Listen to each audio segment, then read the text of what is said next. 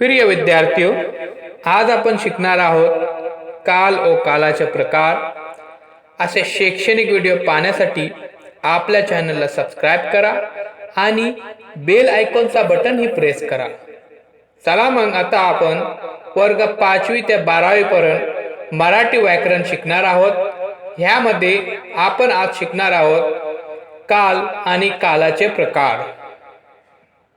चला मग बघूया काल आणि कालाचे प्रकार। कालाचे प्रकार व पोट प्रकार। मुख्य काल 3 आहेत।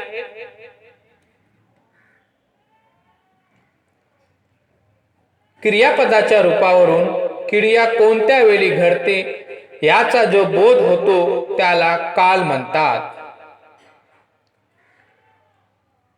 वर्तमान काल, नंबर 2 भूतकाल आणि नंबर 3 भविष्यकाल असे कालाचे 3 प्रकार आहेत। सर्वात प्रथम आपण बघणार आहोत वर्तमान काल। चला मग पाहूया वर्तमान काल बद्दल।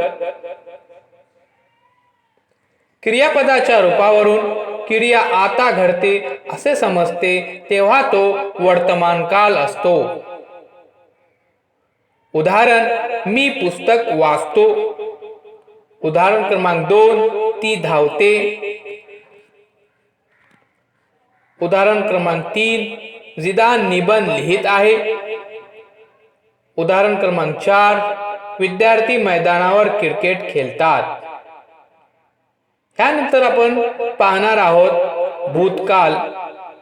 चला मग बघूया भूतकाल कशाला म्हणतात।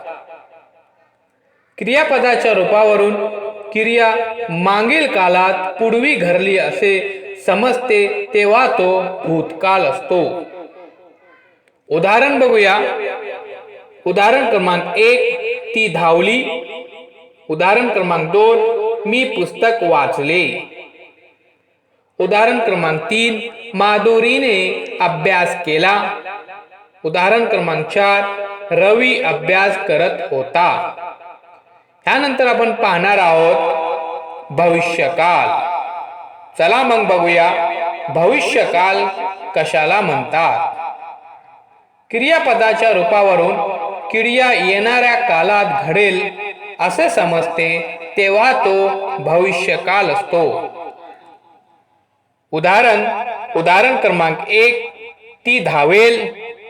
उदाहरण क्रमांक 2, ती पुस्तक वाचत असेल। उदाहरण क्रमांक 3, विराट क्रिकेट खेळेल। उदाहरण क्रमांक 4, अमर गावी जाणार। हे उदाहरण होते भविष्यकाल बद्दल। असे शैक्षणिक व्हिडिओ पाहण्यासाठी आपल्या चॅनलला सबस्क्राइब करा आणि हा चॅनलला सबस्क्राइब केल्यानंतर हा व्हिडिओ जास्तीत जास्त शेअर करा। ह्याच्यानंतर आपण पुढच्या व्हिडिओमध्ये मराठी व्याकरण बद्दल अधिक माहिती घेऊ।